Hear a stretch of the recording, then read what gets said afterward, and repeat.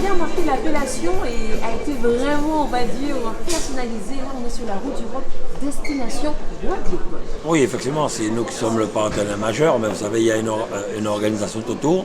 Et c'est pour cette raison que nous avons signé pour les 3 prochaines éditions. Nous allons continuer. Nous connaissons les retombées économiques que cette manifestation apporte pour la Guadeloupe, sur la basse terre, en grande terre et dans les autres communes. Surtout que cette année, autour de cette manifestation, nous avons voulu associer certaines manifestations avec les communautés d'agglo, déplacer le village qui était dans le parking, le mettre en face de la mer, des concerts, relancer l'économie guadeloupéenne après les 2 ans de Covid que nous avons eu, après le passage FIONA. Je pense que si tout chacun se met ensemble pour que nous puissions avoir une belle réussite de cette manifestation, nous aurons effectivement de très belles retombées économiques suite à la route du Rhum, sachant qu'en même temps nous avons à Marie-Galante l'arrivée du rallye des îles que nous finançons depuis 3 éditions. Pendant 2-3 mois, des familles entières restent vivre à Marie-Galante. Et après la route du Rhum, d'ici 3 mois, je crois en mars, nous aurons encore une autre grosse manifestation avec le départ des classes 40 vers La Rochelle. Nous pensons, dans le cadre du rééquilibrage du territoire, faire le départ à Port-Louis. Bon, vu les difficultés, il faudrait qu'on puisse trouver encore un autre port, sauf si nous arrivons à faire les travaux. Parlez-nous en termes de sécurité, qu'est-ce qui a été prévu pour cette route du Rhum? Ce qui a été prévu, et c'est la singularité des épreuves ou des manifestations telles que la route du Rhum, c'est qu'on a une sécurité à assurer en mer, sur terre et dans les airs. Dans les airs, pourquoi? Parce qu'il y a des drones qui suivent la course, qui nous permettent d'ailleurs d'anticiper l'arrivée des bateaux. Donc là, il faut on a mis en place avec l'aviation civile et les organisateurs un dispositif. Ensuite, en mer, on a une chance extraordinaire, c'est qu'on a des pêcheurs exceptionnels en Guadeloupe qui accompagnent les bateaux et qui le font merveilleusement bien. Il y a aussi évidemment les services de l'État, mais ils ont un rôle vraiment très particulier et ils sont en confiance, d'ailleurs, les skippers, avec les marins-pêcheurs guadeloupéens.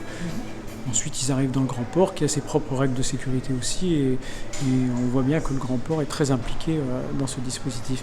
Et après, sur terre, on a 2 sujets en fait. On a le premier, les villages eux-mêmes, l'accueil de l'arrivée des bateaux. Et on a le second, c'est la circulation des uns et des autres qui viendront soit pour les bateaux, soit pour venir pour des concerts qui seraient organisés sur les différents sites. Dites-nous, à quelques jours donc, du grand départ, comment vous sentez-vous? Je me sens très bien, très serein. De toute façon, voilà, on a dit, la messe est quasiment dite, on est quasiment au départ. Donc tout ce qui n'est pas fait ne sera plus à faire. Donc il va falloir y aller. Donc très bien, j'aborde les choses de façon procédurière, étape par étape. Parce que c'est vrai que ça fait 4 ans que mon équipe et moi on prépare cette course. Donc voilà, maintenant il n'y a plus qu'à dérouler tout ce qu'on aura fait à l'entraînement et en préparation. Qu'est-ce que vous visez vraiment pour cette route du Rhum 10e édition? Bien sûr, très ambitieux et encore, on va dire, réaliste surtout. C'est vrai que pour moi, passer en IMOCA, c'était aussi la suite logique de mon parcours sportif, purement et simplement. Maintenant aussi, l'acquisition de cette IMOCA représente aussi pour moi vraiment le moyen de représenter la Guadeloupe dans une autre catégorie où on n'a quasiment jamais été vu. Véritablement, et aussi de ramener un bateau avec des connaissances supplémentaires sur le territoire, de façon encore une fois à développer aujourd'hui cette fameuse économie bleue dont tout le monde parle.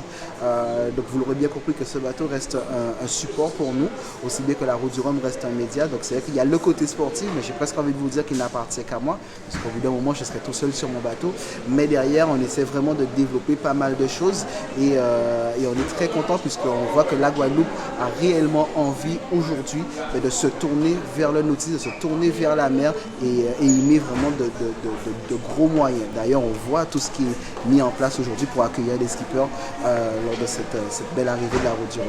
Qu'est-ce que vous redoutez le plus? Déjà, c'est de ne pas finir pour plusieurs raisons, de tomber à l'eau. On part forcément, on ne pense pas à ça.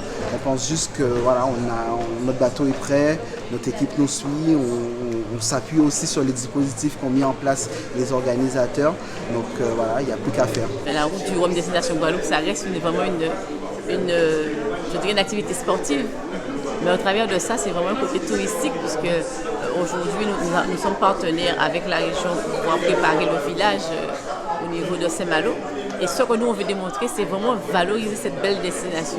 Et je dis que nous sommes restés quand même 2 ans pendant le Covid. Et je dis que c'est un atout supplémentaire, cette belle vitrine que la route du Rhum, pour pouvoir montrer aux visiteurs quelle richesse que nous avons au niveau de cette belle destination. Et je vais me répéter quand je dis que La Guadeloupe, c'est un écrin. Je tiens à féliciter tous ceux qui ont travaillé dans le comité de pilotage. Je le dis tout le monde, les institutions, les communes, les gens se sont mis ensemble dans l'intérêt de la Guadeloupe. La région finance, mais c'est une manifestation guadeloupéenne pour la Guadeloupe. Il faudrait qu'on puisse se battre pour ne jamais perdre cette route du Rhum qui aujourd'hui regroupe plus de 138 skippers, plus grande manifestation mondiale. Le Rhum de Guadeloupe, pour le coup, a fait un bond depuis parce qu'il y a un gros travail qui a été fait. Effectivement, beaucoup de médailles et surtout la distribution. Il y a 4 ans, nous nous sommes battus pour que ces rhums puissent être vendus dans les grandes surfaces. C'est plus de 260 surfaces aujourd'hui au niveau national qui proposent à leur population le rhum de Guadeloupe. Donc, c'est un travail fait avec la CCI, la région Guadeloupe. Nous nous sommes battus avec les distilleries et c'est une réussite aujourd'hui.